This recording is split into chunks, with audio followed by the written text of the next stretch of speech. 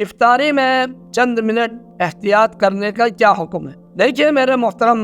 بہنوں بھائیوں، افطاری جتنا